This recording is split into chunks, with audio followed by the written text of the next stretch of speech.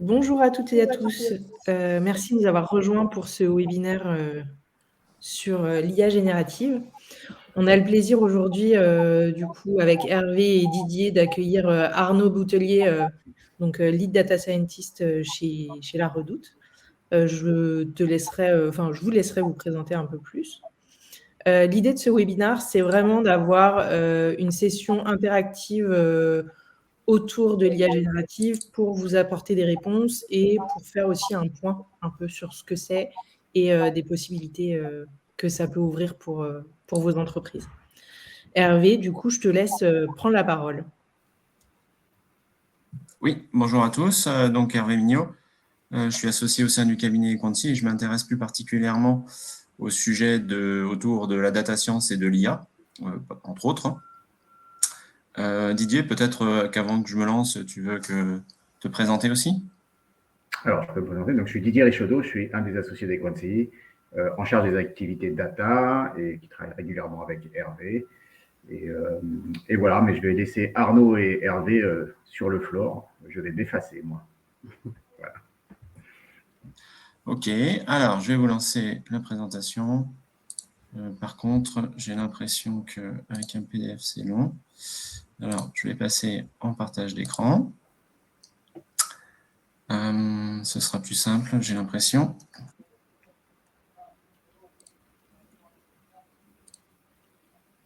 C'est les aléas du direct, comme on dit. Oui, important. En attendant qu'Hervé réussisse à partager son écran, Tu peux me présenter, du coup? Tu Ah oui. peux te présenter, tout à fait. Éventuellement. Donc, même s'il y a eu déjà un bon début, hein, le nom et le prénom étaient corrects, et mon poste aussi. Donc, moi, c'est Arnaud Boutelier, je suis lead data science à La Redoute. Donc, je travaille dans le milieu de la data depuis une vingtaine d'années et à La Redoute depuis une dizaine d'années. Depuis quelques années, on a créé une équipe data science qui est pour l'instant composée de 2 personnes plus moi en management. Et l'idée, forcément, par rapport à cet effectif, c'est de faire, on va dire, de la data science quick win. C'est pour ça que c'était intéressant notamment de partager avec Equanti cette partie générative qui forcément dans un contexte de plus en plus de concurrence va être un levier différenciant dans des secteurs comme le retail dont fait partie La Redoute. Voilà. Et enchanté. Merci. Alors, je vais passer sur l'écran entier parce que je pense que je ne vais pas y arriver autrement. Hop. Vous me dites si vous voyez mon écran, c'est bon? Oui, c'est bon. Très bien, merci. Alors, dans un premier temps, effectivement, on avait prévu éventuellement de vous poser une question pour savoir où vous en êtes vous-même sur les sujets d'IA générative. Alors, normalement, Charlotte, tu dois pouvoir lancer un sondage. Je confirme si c'est OK. Voilà, vous pouvez voter. Donc, est-ce que vous avez déjà fait des choses et vous avez déjà des usages d'IA générative en production? Est-ce que vous avez fait des expérimentations? Est-ce que vous avez identifié déjà, parce que vous y avez réfléchi, les cas d'usage potentiels? Est-ce que vous êtes, comme beaucoup d'entre nous, utilisateurs de ChatGPT? Ça, c'est souvent au moins le cas. On a un retour et une expérience personnelle et on a pu commencer à se forger un avis. Ou est-ce que, pour certains d'entre vous, vous ne savez pas effectivement de quoi il en retourne? Alors, on va laisser quelques temps pour le sondage. Ça fait quelques minutes, enfin peut-être pas quelques minutes, mais quelques dizaines de secondes, on va dire. Alors, moi, je dois voter aussi.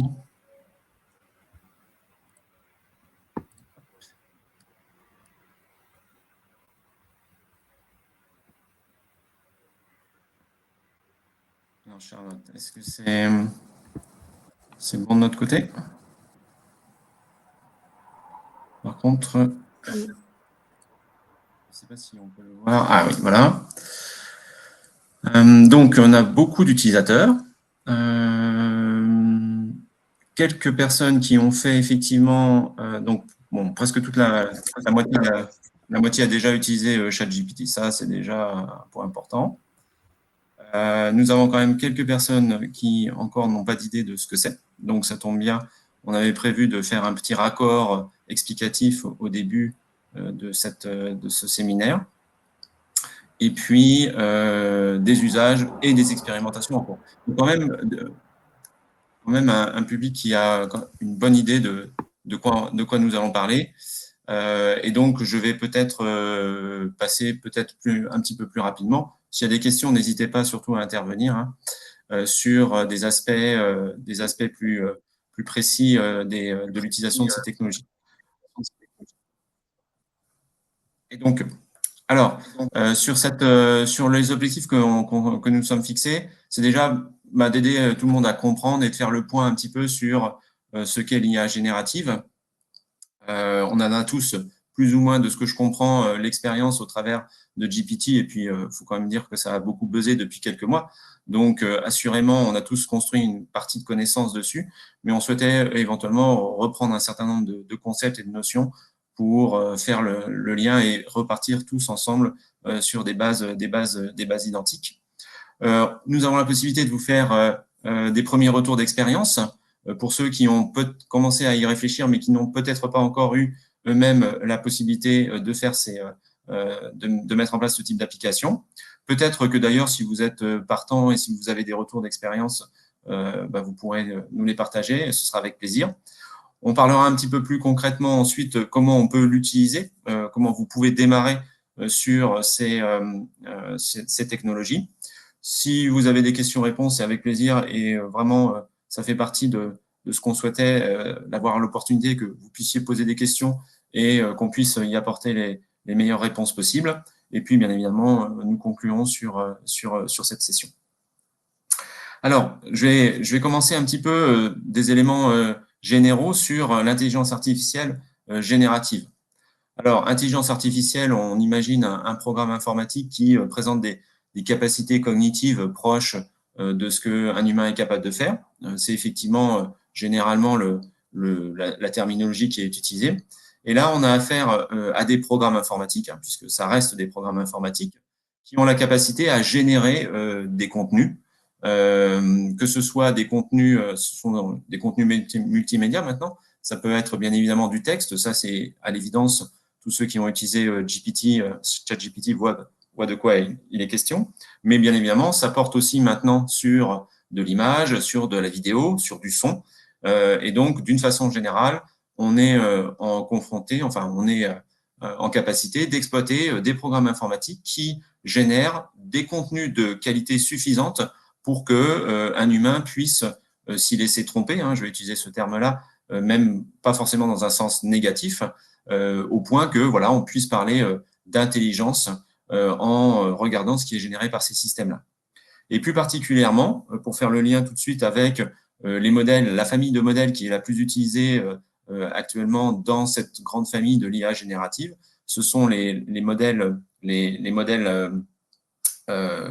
grands modèles de langage, Large Language Model, LLM pour le petit nom, qui sont des modèles d'IA générative qui sont dédiés à la compréhension et à la génération de textes en langage naturel, d'où l'utilisation du mot langage.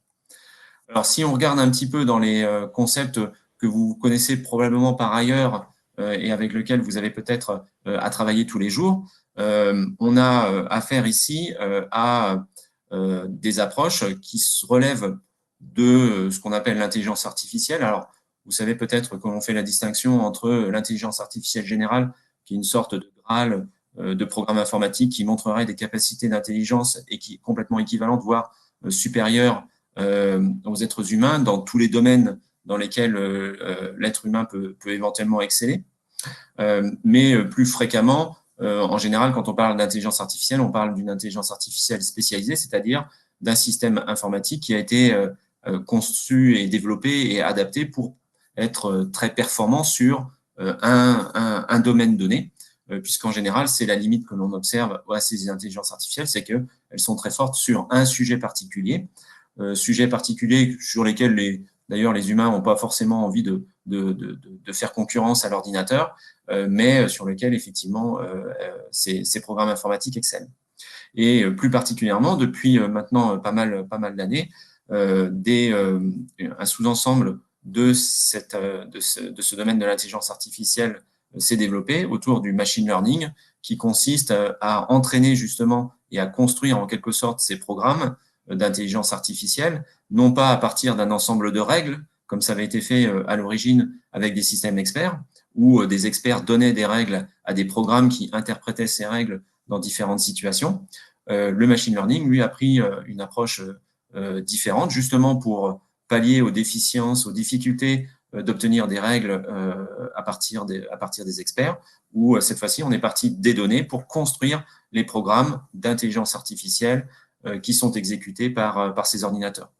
Et donc, bien évidemment, là, il y a toute une famille d'algorithmes divers et variés qui s'est développée avec ce qu'on appelle maintenant carrément le machine learning classique. Voilà, on est passé comme la musique classique, on a maintenant du machine learning classique, sous-entendu peut-être un peu ancien, voilà, que des spécialistes peuvent apprécier, mais qui sont pas forcément à la page. Et puis, on a tout ce qui va être associé d'une façon générale au réseau de neurones et donc au deep learning, puisque c'est sous la forme de réseaux de neurones profonds, donc des gros réseaux de neurones avec un grand nombre de paramètres, qu'on a pu observer des progrès significatifs ces dernières années. Et l'IA générative vient se loger dans cette famille du deep learning avec des modèles qui ont atteint effectivement des tailles très importantes, donc qui sont particulièrement deep, si on peut utiliser cette expression-là, et qui effectivement maintenant atteignent des résultats qui interpellent suffisamment les humains pour qu'on se pose plein de questions autour de leur usage et leur déploiement, à la fois pour des usages personnels, privés, et des usages professionnels, bien évidemment. Alors, bien évidemment, il y a les méthodes statistiques que j'ai repositionnées un petit peu à cheval et un petit peu en question ici, au sens, oui, elles existent historiquement, il y a beaucoup de travaux et beaucoup d'usages qui sont faits encore autour de ces méthodes statistiques classiques, mais actuellement, c'est sûr que le focus de la recherche est très important sur toutes ces techniques autour du machine learning et du deep learning plus particulièrement. Alors, si on regarde un petit peu en zoom ce que sont les modèles de langage large, les grands modèles de langage, en fait, à la base, le principe est vraiment très, très simple. Et pourquoi on souhaitait présenter ce principe, c'est que ça permet quand même de garder en mémoire ce qu'est un LLM, et donc toujours avoir un petit peu de précaution dans ce que l'on peut penser qu'il va être capable de réaliser. À la base, en fait, ce sont des langages que l'on a entraînés sur des grands corpus de texte, d'où leur nom. Alors, à la fois parce que les corpus sont gros, mais aussi parce qu'eux-mêmes comportent un grand nombre de paramètres. D'ailleurs, le large, il est plutôt lié au nombre de paramètres qu'à la taille des corpus, mais il y a une relation très forte entre le nombre de paramètres dont vous pouvez avoir et la taille des corpus qu'il vous faut pour entraîner justement ces modèles. Et donc, la théorie, c'est simplement que ces modèles apprennent à prédire quel va être le prochain mot qui suit une séquence de mots. Donc là, c'est ce qui est marqué en haut à gauche. We are, qu'est-ce qui suit habituellement en anglais where are we, pardon, excusez-moi. Where are we, qu'est-ce qui suit where are we going, par exemple, c'est le mot qui a une très bonne probabilité de venir après, typiquement dans des phrases en anglais. Et donc, cette mécanique relativement simple, qui est simplement d'apprendre à prédire quel va être le prochain mot, en fait, elle donne des résultats tout à fait bluffants, puisque c'est cette technologie-là même qui est derrière tous les outils que l'on voit se développer autour des LLM. Alors après, effectivement, ça ouvre pas mal de questions autour de est-ce que cette mécanique simple peut nous permettre de raisonner, de nous permettre de faire des calculs, d'écrire des programmes, etc. Et la démonstration est faite de façon empirique que cette mécanique simple permet de faire des choses que, comme ça, en regardant le principe, on n'aurait pas forcément imaginé. Alors, dans les faits, c'est un petit peu plus subtil que simplement prédire le prochain mot. Souvent, ça travaille plutôt avec ce qu'on appelle des tokens ou des parties de mots, mais grosso modo, c'est le concept de base. Et dans la pratique, qu'est-ce que ça donne ? On va donner un texte qui va être le début, en fait, de ce que l'on veut dire. On parle souvent de prompt, qui va être la question, par exemple, et naturellement, on s'attend à voir en résultat la réponse. Et c'est le Large Language Model qui a été entraîné sur une large quantité de données qui va permettre de générer ce texte avec toutes les applications que l'on peut voir par ailleurs. Alors, en fait, cette mécanique, là, je l'ai présentée juste pour que ce soit peut-être plus évident, sur du texte, mais en fait, elle marche sur plein de configurations possibles. Vous avez bien évidemment, je pose une question en texte et je génère du texte. Donc ça, c'est typiquement l'application des LLM. On parle de transformation, hein, puisqu'on a transformé une question en une réponse. Et donc, la technologie qui est au cœur de ces outils, de ces réseaux de neurones, ce sont ce qu'on appelle des transformers. C'est en quelque sorte le principe de base et élémentaire. Et ces transformers, ils fonctionnent bien évidemment du texte à texte. Ça, c'est vraiment l'usage que l'on voit dans ChatGPT. Mais bien évidemment, vous en avez vu probablement des tas d'exemples, de texte à image, de texte à vidéo, hein, bien évidemment. Alors, avec du Stable Diffusion, on peut, à partir d'un texte, générer une image, par exemple. Maintenant, on le fait aussi pour des vidéos. Et le principe a été étendu. On peut partir d'une image et extraire une description de l'image. On peut faire de la transformation d'image à image. On peut faire de l'image à la vidéo pour générer, par exemple, un modèle 3D à partir d'une image de 2D.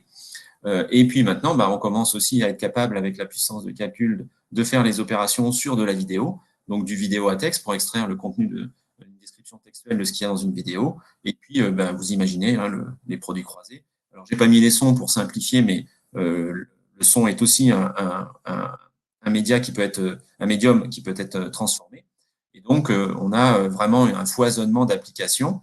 On peut faire du vidéo à vidéo aussi. Là, je sais pas, vous l'avez vu, en ce moment, ils font une campagne de pub avec des pre-rolls sur YouTube où vous avez une société une start-up qui transforme des vidéos. Vous donnez une vidéo de quelqu'un qui marche dans la rue, vous lui donnez un contexte genre cartoon et il va vous faire la même vidéo, mais en transformant la vidéo d'origine dans la rue en vidéo ressemblant à un dessin animé. Donc, on a vraiment tout ce type d'application. Et commence à apparaître aussi maintenant des approches dites multimodales où vous avez non seulement du texte et des images ou de la vidéo, à la fois en forme d'instruction, mais aussi à la fois en forme de génération. Donc, c'est pas forcément facile hein, parce qu'il faut avoir les jeux de données ou il faut trouver les bonnes techniques pour arriver à synchroniser, à aligner ces différents types de médias, pardon. Mais on voit apparaître des applications de ce type-là.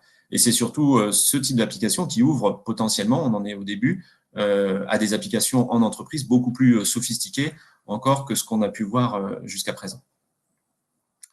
Alors, pourquoi on a eu ces rapides progrès, et je terminerai sur ces éléments-là, dans les derniers mois, hein, puisque les transformers, ça existe depuis maintenant quelques années, hein, c'est Google qui était sur les premiers travaux de ce type-là, et puis voilà, ça progressait, mais progressait lentement. Et puis tout d'un coup, avec l'arrivée de GPT, on a eu à la fois un focus important sur ce type de techno parce qu'on atteignait des résultats qui étaient qui étaient considérés comme étant enfin de bonne qualité par un public relativement large. Et c'est ça qui a un petit peu déclenché l'engouement du moment. Qu'est-ce qui fait qu'on y arrive maintenant, un petit peu plus qu'avant? On a une maîtrise accrue de la technologie et de la façon d'entraîner les modèles.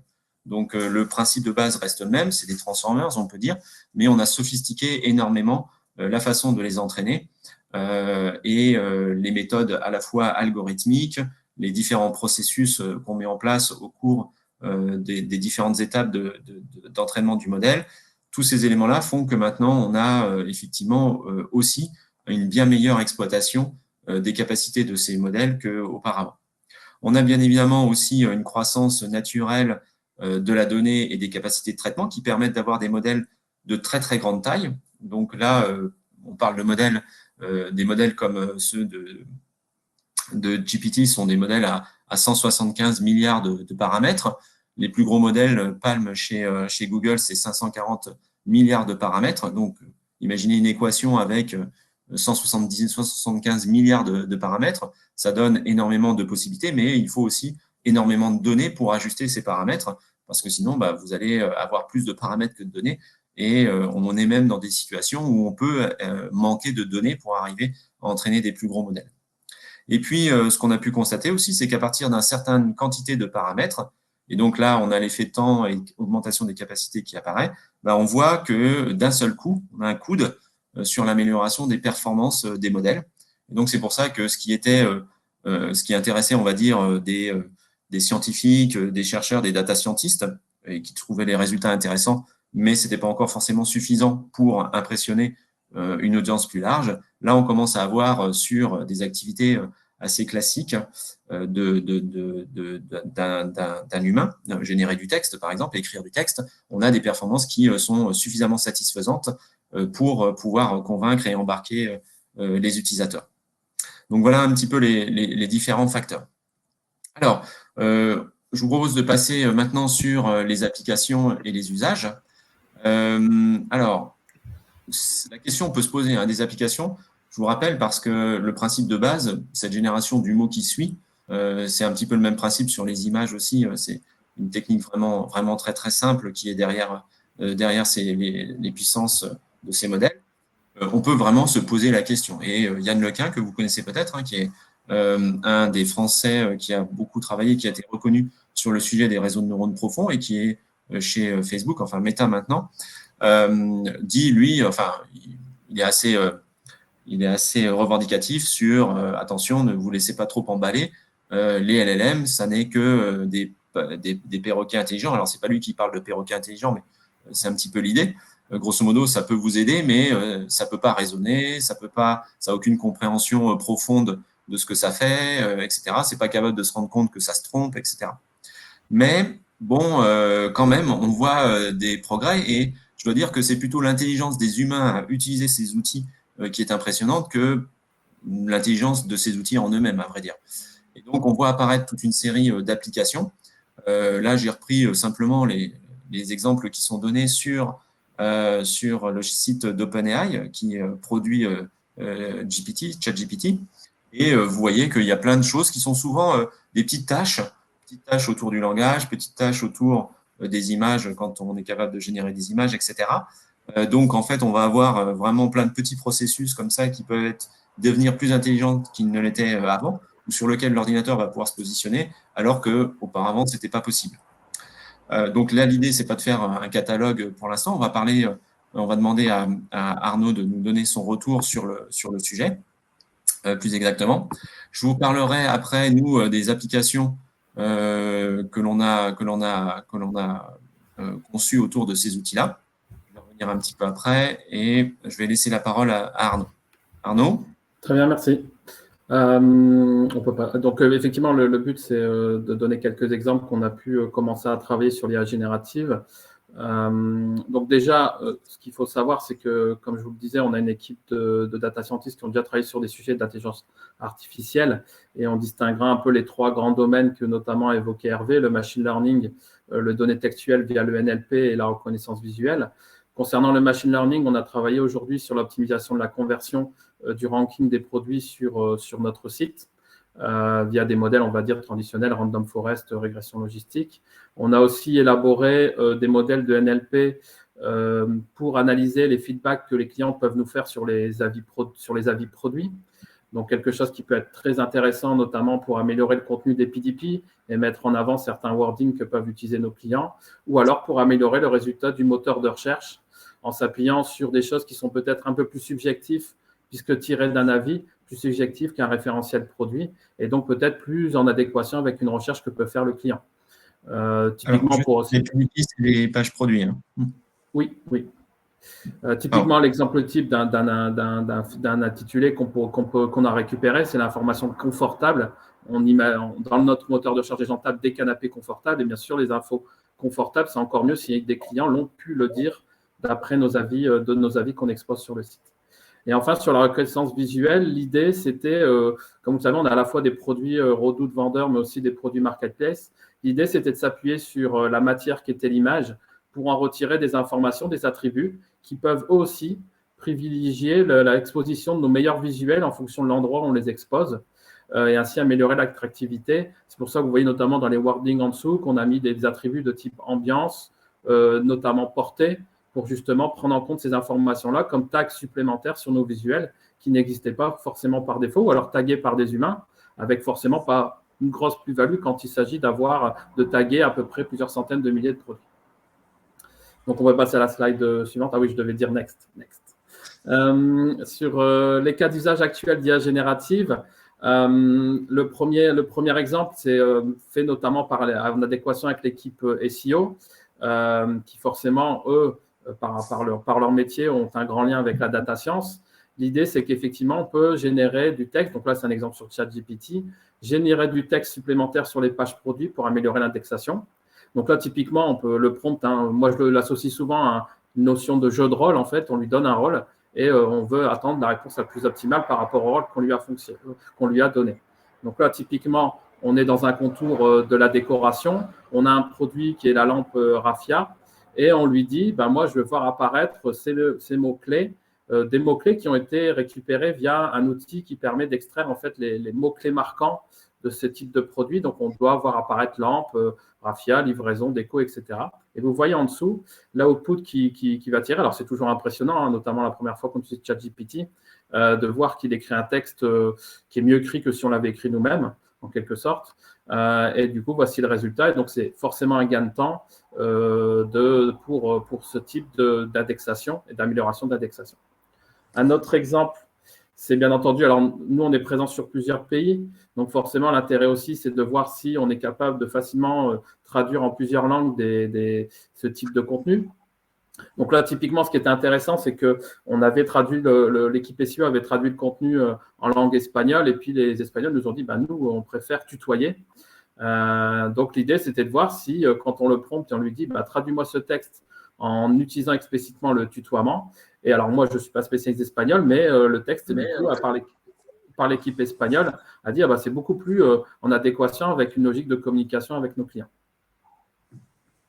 Donc là aussi, c'est un exemple avec ChatGPT, mais bien entendu, il y a d'autres outils. Le use case type, je pense qu'on a tous en tête, c'est effectivement améliorer le process de création des descriptions de produits à partir de caractéristiques. Donc là, vous avez typiquement l'exemple d'un épilateur. On lui a donné comme prompt d'écrire une description de produit en 100 mots avec les attributs qui sont donnés à gauche. Et vous avez le résultat à droite, donc très, très proche de l'exemple précédent. Mais nous, ce qu'on souhaite, et c'est pour ça que tout à l'heure, j'évoquais le mot différenciant, pour faire un lien avec ce qu'a dit Hervé sur l'idée aussi que c'est l'humain qui va donner la plus-value à l'utilisation de ces outils, c'est que nous, on souhaiterait non seulement utiliser un descriptif produit, mais associer les modèles que je vous ai présentés précédemment. Donc, nous, on va, par exemple, lui exposer en termes de prompt des informations qui sont propres à une description. Donc là, on est sur une combinaison. Et ce qu'on avait tiré des avis clients via un modèle de NLP, c'est que ce produit-là est taillé grand. Donc l'idée, c'est d'améliorer le descriptif produit que va créer l'IA générative en mettant, et vous le voyez tout à la fin, après, c'est à challenger bien sûr le wording, mais le wording qu'il a donné par défaut, c'est de n'hésitez pas à choisir une taille en dessous de votre… alors, je pense que c'est inversé, mais c'est pas grave. Taille en dessous de votre taille habituelle par rapport au fait qu'il taille grand. Bon. Donc ça, c'est le deuxième use case. Donc l'idée, effectivement, c'est là où certainement on fera la différence parce que si toutes les entreprises se mettent sur l'IA générative et les descriptifs produits, on va peut-être se retrouver dans une uniformisation. Puisque, comme l'a dit Hervé, c'est de l'apprentissage sur des choses qu'il a déjà vues. Donc, l'idée, c'est aussi de s'appuyer sur les incentives que peuvent nous donner nos clients, nos experts produits, pour continuer à améliorer le descriptif produit et ainsi s'illustrer par rapport à la concurrence. Ensuite, on a d'autres cas d'usage à l'étude et un des cas d'usage qui nous intéresse fortement parce qu'il a une grande contribution sur notre activité, c'est le moteur de recherche interne. Donc, dans notre équipe, on a un peu joué avec le prompt de ChatGPT. Et ce qu'on voudrait voir, c'est si, suite à une requête, on lui donne donc comme rôle d'être le moteur de recherche du site La Redoute. On va lui donner donc le but, c'est effectivement d'aider le moteur de recherche du site de La Redoute. On va lui donner une titre de requête et le titre de produit des 3 premiers résultats qu'on a pu récupérer, par exemple, dans les pages de La Redoute suite à cette recherche. Et on va lui dire de donner une note entre 1 et 10, 10 étant la note où les réponses sont très pertinentes. Donc, il dit OK, il est toujours d'accord. La requête, en l'occurrence ici, c'était lampion orange, et voici les résultats que donnait le moteur de recherche du site La Redoute avec un pantalon de jogging champion, un sweat à capuche champion et un t-shirt champion. Et lui disait que cette réponse était très faible, qui lui donnait un score de 1 car les produits n'étaient pas associés. Donc, l'idée, c'est de voir comment, avec l'IA générative, on pourrait créer une sorte de mesure de pertinence de la qualité de nos réponses pour être en amélioration continue et de façon plus automatisé de notre moteur de recherche interne.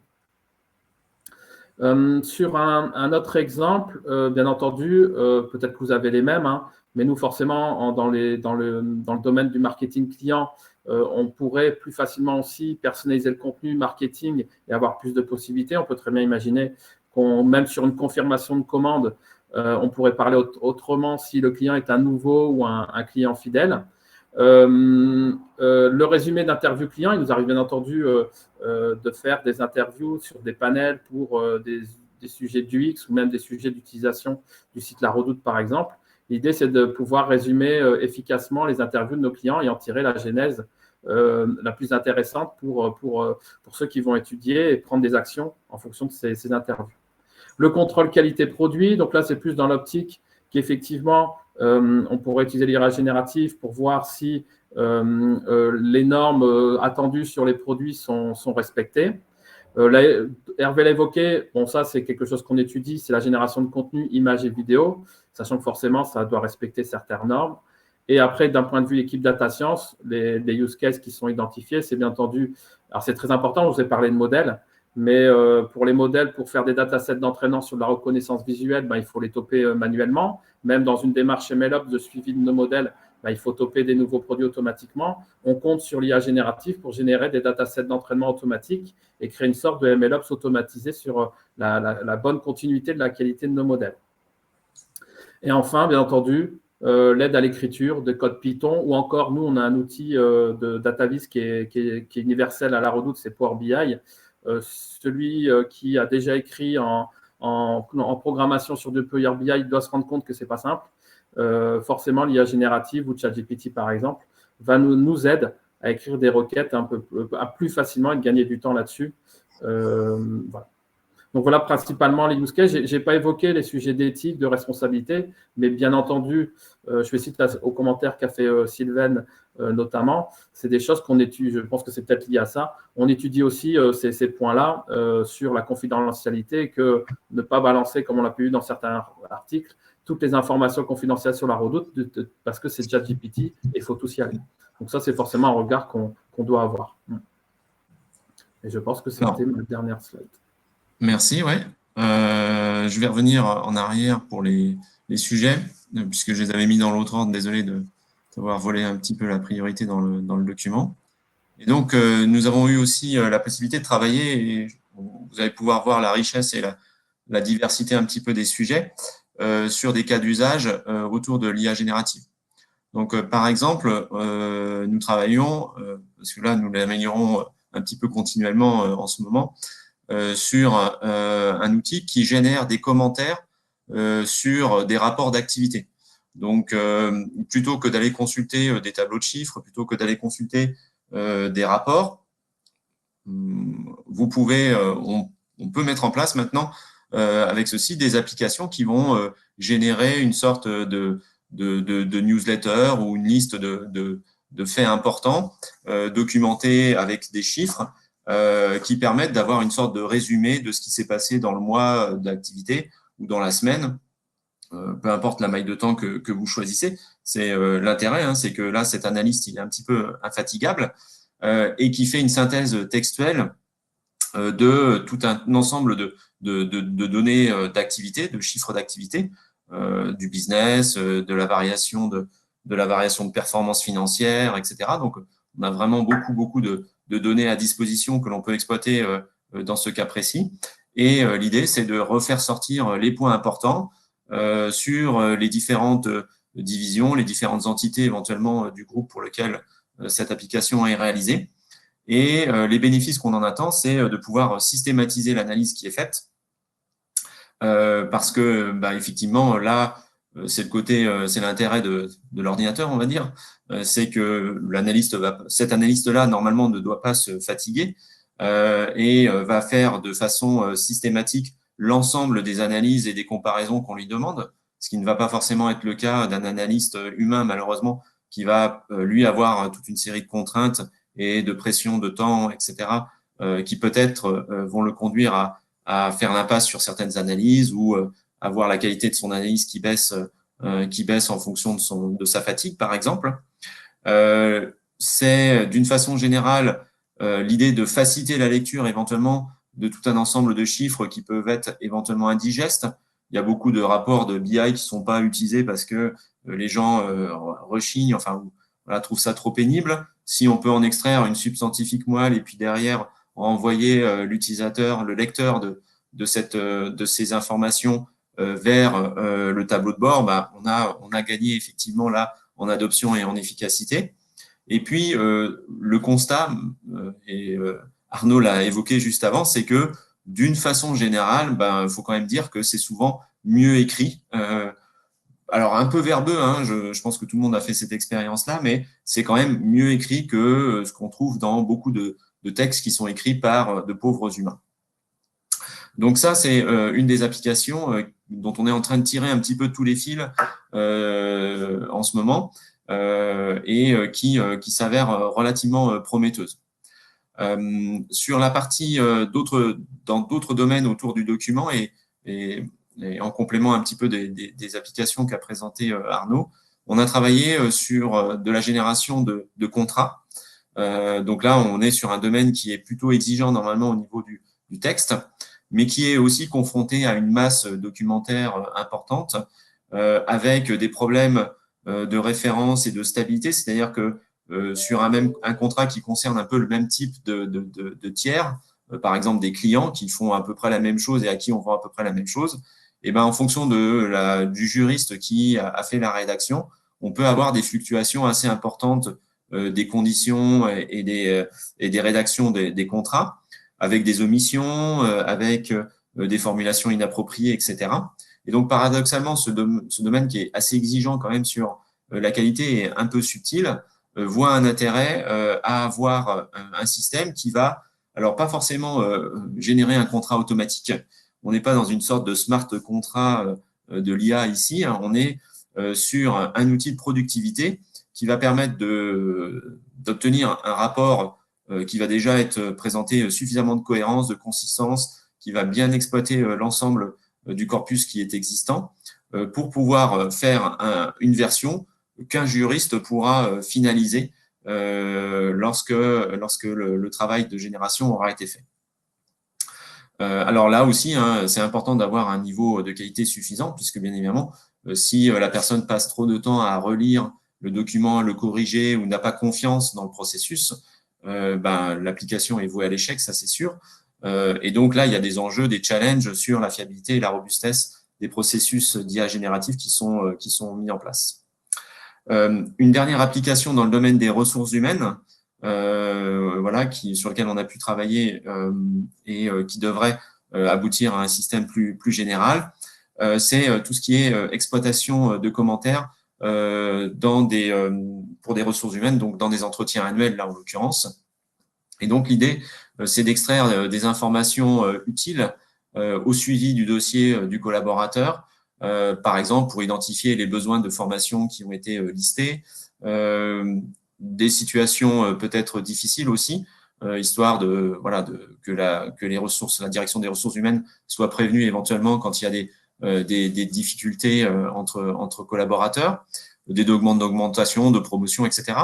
Donc là, l'idée, c'est pas que ces entretiens annuels ne sont pas forcément lus, mais quand il y en a une masse importante, le niveau de qualité dans la finesse de la lecture et dans la compréhension et dans l'exploitation qui est faite de cette information peut varier beaucoup en fonction de la disponibilité des équipes de ressources humaines, etc. Et donc là, on est sur une exploitation assez systématique de cette information.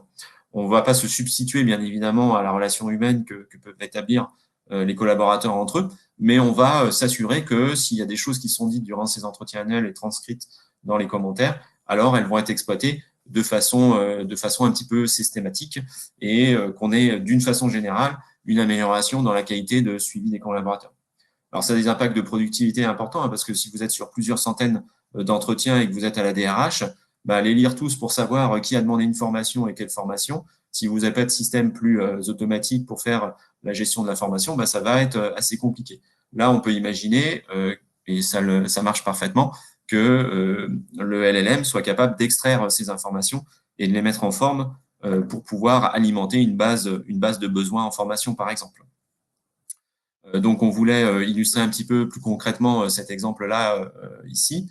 Vous avez au milieu, ici en italique, le commentaire d'une personne. qu'on a extrait d'un entretien d'évaluation. Donc, les différents projets qui me sont confiés me permettent d'avoir une formation continue et ainsi voir les diversités de mon métier. De plus, cela brise la répétitivité des tâches. J'ai ainsi pu consolider et faire évoluer mes connaissances. Afin d'obtenir une évolution de carrière, je souhaite un changement de classification, ce qui me donnerait un sentiment de reconnaissance de la part de ma direction cette année. Donc, comme la ponctuation a un petit peu sauté, c'est peut-être pas forcément évident à lire, mais j'espère que vous avez compris un petit peu le sens du commentaire.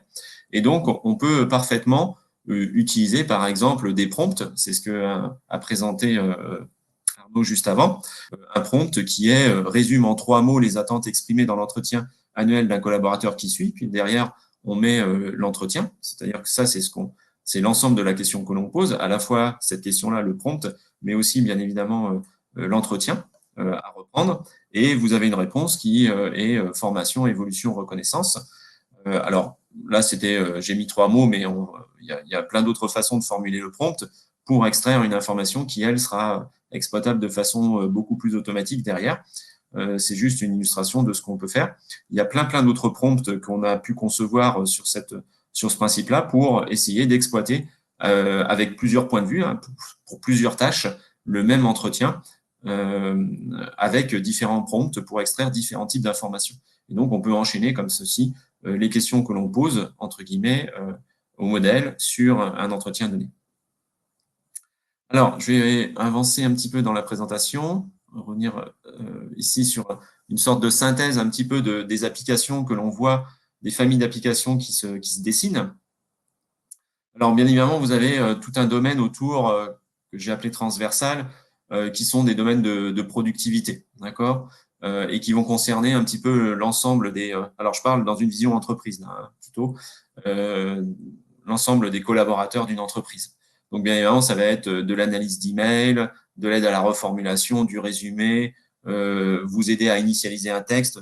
J'ai besoin d'écrire quelque chose, ben vas-y, donne-moi un modèle, etc., etc. La traduction, et même éventuellement des sujets, c'est des sujets qu'on est en train d'investiguer aussi en termes de fiabilité, c'est à voir, des analyses de données simples, donner un tableau de données et demander au modèle de nous en faire une synthèse ou de nous expliquer ce qui est important, etc. Donc ça, c'est vraiment des fonctionnalités qu'on va trouver un petit peu partout et qui vont petit à petit aussi surtout se diffuser dans les outils qu'on utilise. Probablement que vous avez vu les annonces de Microsoft, de Salesforce, etc., sur l'intégration de ce type de technologie directement dans le produit. On va peut-être même avoir une IA générative complètement transparente en quelque sorte et prendre l'habitude de vivre avec un outil qui en permanence nous assiste et nous aide à reformuler, nous aide à faire des tâches de façon simple, des tâches répétitives peu gratifiantes grâce à ces outils-là. Ensuite, on va avoir toute une série de fonctions sur des domaines qui étaient plutôt, je vais dire, un peu moins à la pointe, si je puis me permettre, de ce qui était fait en data science en général, qui sont le juridique, les ressources humaines, dans une certaine mesure la finance. Alors, la finance a une grande tradition d'exploitation de la donnée, hein, bien sûr, mais on va trouver aussi sur ces fonctions support de nouvelles applications de productivité. Donc, j'évoquais tout ce qui est analyse d'entretien annuel, mais d'une façon générale, analyse de CV, analyse d'offres d'emploi. C'est aussi des sujets que ces outils-là aident à traiter. J'ai évoqué tout ce qui était génération de contrats, mais bien évidemment, ça va être génération de toute forme d'agrément, de toute forme de convention, etc.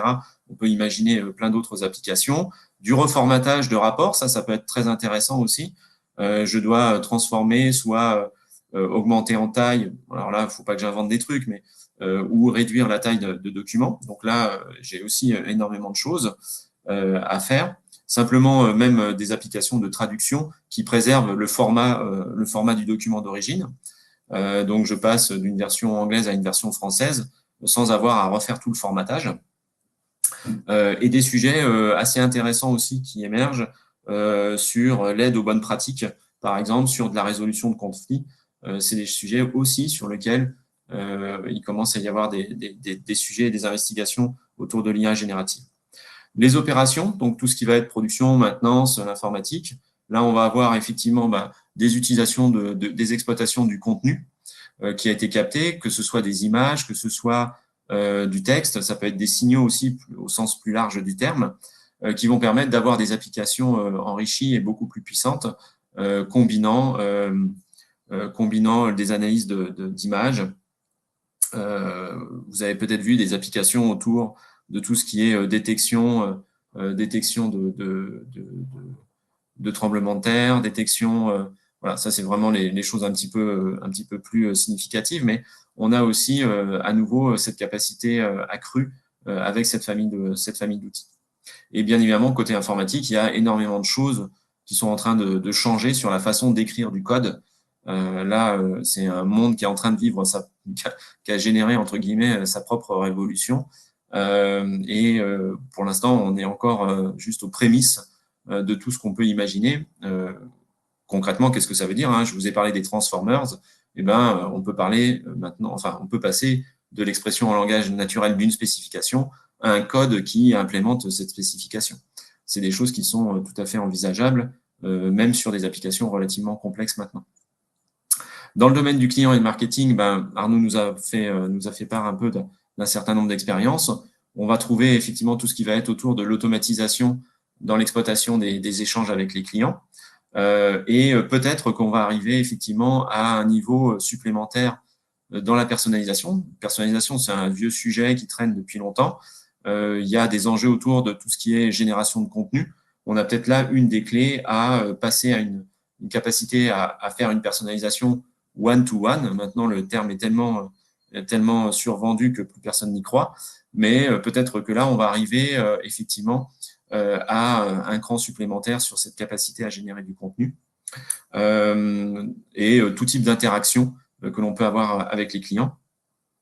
Et un autre champ qui est beaucoup plus flou et peut-être beaucoup plus vaste, c'est tout ce qui va être innovation autour de la recherche et du développement.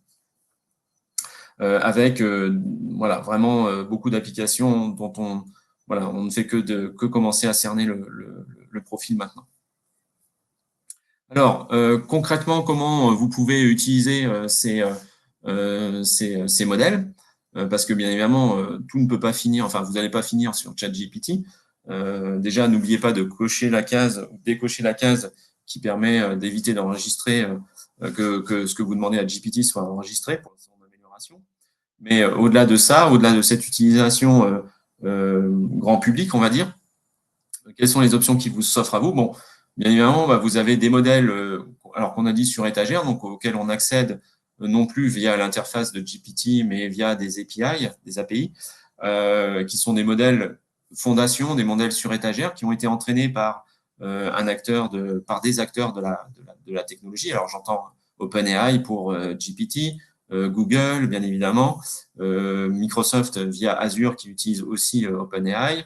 Donc là, on a toute une série d'offreurs qui arrivent sur le marché et qui commercialisent des modèles sur lesquels vous allez soumettre votre prompt et récupérer le résultat avec plus ou moins de capacité en fonction du type de modèle et des coûts qui vont être en général indexés sur le nombre de requêtes que vous faites. Alors, ce qui peut devenir éventuellement extrêmement onéreux parce que l'entretien de ce type de modèle, l'infrastructure technologique pour les faire fonctionner est de toute façon coûteuse, ça c'est sûr. Donc, il y aura un coût important de toute manière. Et puis, après, un grand nombre de requêtes, bien évidemment, va générer des coûts extrêmement importants. Il existe aussi toute une série de modèles open source, donc qui sont des fois mis à disposition par des compétiteurs, justement, de ces grands acteurs du modèle sur étagère. Je pense à Meta et son modèle Llama, par exemple, où là, le modèle est à disposition avec des capacités plus ou moins importantes, un degré d'open source plus ou moins important, mais grosso modo, vous pouvez utiliser sans coût particulier, sans licence, ces modèles. Et vous pouvez soit les installer sur votre propre infrastructure. Donc là, il y aura un coût matériel significatif, ou vous pouvez l'utiliser bien évidemment dans votre cloud et utiliser les capacités. Et là, vous évitez effectivement le coût à la requête qui peut être extrêmement onéreux dans les modèles sur étagère. Les deux types de modèles, que ce soit sur étagère ou en open source, peuvent être réentraînés et adaptés à des problèmes spécifiques. Donc ça, c'est un des axes aussi de travail quand vous envisagez d'utiliser ces modèles, c'est de faire ce qu'on appelle du fine-tuning, c'est-à-dire de compléter l'entraînement qui a été fait donc de vous créer une version dédiée, spécialisée, avec un entraînement sur des données qui vous sont propres, par exemple dans le domaine, sur des contrats du domaine d'activité dans lequel vous êtes, pour que vous ayez un comportement qui soit mieux adapté à la typologie de contrat que vous avez. Et puis à partir de ces briques de base, on peut construire plein d'autres applications. Et donc on voit apparaître des systèmes qui vont non plus faire une seule requête auprès du modèle, mais éventuellement combiner tout un ensemble de requêtes pour arriver à réaliser des applications relativement sophistiquées. Donc là, c'est vraiment une partie très, très intéressante en ce moment, avec énormément d'applications et de travaux, comment on enchaîne des demandes auprès du modèle pour arriver à réaliser des tâches beaucoup plus complexes que simplement une question et une réponse, comment on vérifie la validité des différentes étapes, etc. Donc là, on est vraiment dans un domaine bouillonnant actuellement, et on est sur un sujet qu'on appelle du prompt engineering, qui est comment je conçois, en tant qu'ingénieur, un ensemble de questions. Ça peut être une question, ça peut être des enchaînements de questions, des prompts, pour arriver à développer des applications sophistiquées. Et là, on est vraiment au début de cette exploration. Ça relève plus de l'alchimie que de la science, hein, pour l'instant. C'est beaucoup d'essais-erreurs, voilà, avec de la subtilité, la même subtilité que l'on a dans le texte humain, dans la façon de construire ces enchaînements. Mais on est vraiment tout au début de ces applications. Donc voilà, les deux grosses capacités, hein, c'est actuellement, il y a plein d'autres, il y a plusieurs sujets qui apparaissent, mais c'est le prompt engineering, comment je pose mes questions et comment j'enchaîne mes questions, et puis le fine-tuning, comment j'adapte, éventuellement, je réentraîne légèrement un modèle déjà existant, parce que je ne peux pas entraîner un modèle moi-même, un modèle de fondation, voilà, je n'ai pas le dataset et je n'ai pas les capacités techniques pour le faire. Comment je prends ce modèle qui a déjà été entraîné par un de ces offreurs et comment je le surentraîne sur ma tâche spécifique. Donc ça, c'est le fine-tuning. Donc, c'est les deux grandes approches que vous pouvez d'ores et déjà avoir sur l'exploitation et l'ajustement de ces modèles à vos besoins spécifiques. Pour conclure, quelques éléments sur les enjeux sur l'usage de ces modèles génératifs en entreprise, hein. C'est un contexte dans lequel on se positionne. Il y a beaucoup de choses qui nous émerveillent quand on voit comment ça fonctionne, mais voilà, tout n'est pas acquis sur le degré de fiabilité de ces modèles. On a vu des exemples où là, des fois, ils se trompent et souvent, il ne sait pas qu'ils se trompent. Donc, quelle fiabilité, quelle robustesse on va avoir sur les processus qui sont construits ainsi. Tout ce qui va être lié à la sécurité, si ces modèles sont utilisés pour piloter des processus, bah, il faut quand même qu'ils soient capables de contrôler et de vérifier la fiabilité et donc quelle sécurité on aura si on exploite ce type de modèle. Il y a plein de sujets autour, par exemple, bien évidemment, de la voiture autonome, hein, qui est vraiment un sujet où tout le monde voit bien le problème qu'il y a à monter dans une voiture sur laquelle on n'a pas confiance. Et c'est le point d'après dans le modèle qui est utilisé et que notre sécurité n'est pas garantie. Donc, d'une façon générale, il y a cette notion de confiance dans ces fonctions qui sont mises. Est-ce qu'on peut vraiment ne pas regarder ce qui se passe dans ce que fait une IA générative, ou est-ce qu'on va avoir tout le temps en permanence un peu la peur au ventre que quelque chose se passe mal, et donc à terme, avec un risque effectivement de rejet de ce type de technologie, et donc quelle va être l'acceptation au final de ces technologies, en se préservant bien évidemment de toute forme de biais qui est là typique des sujets de data science. À partir du moment où vous entraînez sur un jeu de données, ben, le modèle, lui, il est fiable mathématiquement, on va dire comme ça, les choses comme ça, et donc il va absorber et reproduire les biais qu'il peut y avoir dans les données que vous lui avez données. Et donc tout ça font beaucoup de questions encore sur les modèles, sur l'utilisation de l'IA générative. Donc, si on devait résumer un petit peu en quelques mots ce que nous sommes dit, c'est assurément une innovation technologique majeure, significative. Certains y voient un moment, voilà, comme l'iPhone, petite mesure, comme l'imprimerie, pardon. Là, c'est déjà un peu plus une conséquence beaucoup plus importante et beaucoup plus long terme. Mais voilà, on se pose encore pas mal de questions sur la portée effective de cette technologie. et quelle fiabilité et robustesse elle aura, et est-ce qu'in fine, on acceptera cela. Probablement qu'elle va s'intégrer petit à petit de façon plus ou moins visible et invisible dans de nombreux processus. D'ailleurs, c'est une des thèses du MIT, hein, c'est qu'il n'y aura pas une sorte de grosse révolution avec une super IA, mais probablement de l'IA qui va venir se mettre un petit peu partout et nous assister et nous aider dans plein de tâches. Et si vous vous posez des questions sur quelles sont les applications qui pourraient avoir un usage de l'IA générative, tout ce qui va travailler autour de l'amélioration de la productivité des collaborateurs sur des compétences qui étaient habituellement considérées comme humaines, tout ce qui va être lié au contenu, bien sûr, au texte, à l'image. Quand vous avez bien évidemment des corpus documentaires importants, on peut parler d'intelligence documentaire à côté de l'intelligence artificielle, comment on va transformer cette masse de documents en une data exploitable et sur laquelle on va pouvoir faire des calculs. Ça, c'est un enjeu intéressant de l'IA générative. De l'autre côté, donc ça, c'est comment on va exploiter une source, et de l'autre côté, comment on va générer des contenus. Peut-être qu'enfin, on va arriver à des approches de one-to-one intéressantes en termes de personnalisation. Et puis, il va se poser la question de qu'est-ce qu'on automatise avec ce type de technologie.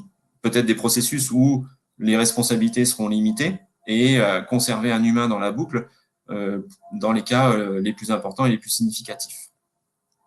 Voilà, il y a plein d'autres sujets qu'on n'a pas évoqués. Ça ne nous laisse pas beaucoup de questions, de temps pour les questions. Alors moi, j'étais un petit peu derrière l'écran. Je ne sais pas si s'il y a eu des questions. Ou si vous avez des questions.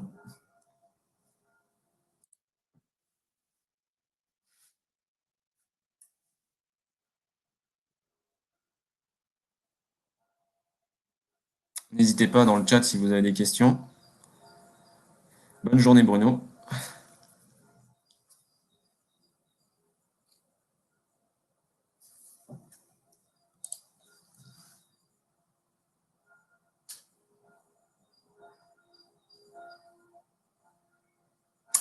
Eh bien,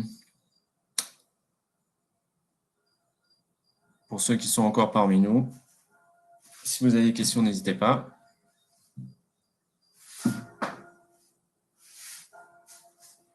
Il y a des outils. Oui. Alors oui, effectivement, je n'ai pas évoqué le cas des interdictions qui existent.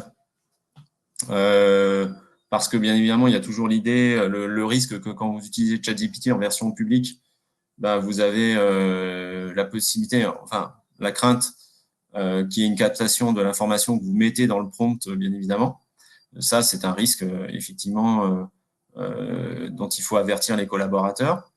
Et puis, sinon, on a l'effet inverse. Je ne sais pas si vous avez vu, le conseil des écoles de New York avait interdit l'utilisation de ChatGPT à l'école, dans le cadre de l'école. Et là, ils viennent de le réautoriser en mettant en place un programme pour que les professeurs apprennent à utiliser justement ChatGPT dans le cadre de leur enseignement.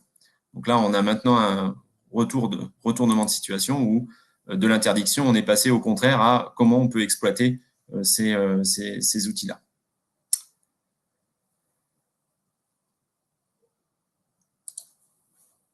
Merci à vous tous. Bonne journée. Si vous avez la moindre question, si vous souhaitez poursuivre ces échanges, n'hésitez pas à nous contacter. Merci Arnaud de ta participation. Tu nous tiendras au courant de l'évolution de votre utilisation de l'IA générative et si elle atteint toute la fiabilité qui est nécessaire. Avec plaisir. On fera peut-être une session dédiée à vos nouvelles applications. Oui, merci. Merci beaucoup. Bonne journée. Bonne journée. Au revoir. Au revoir.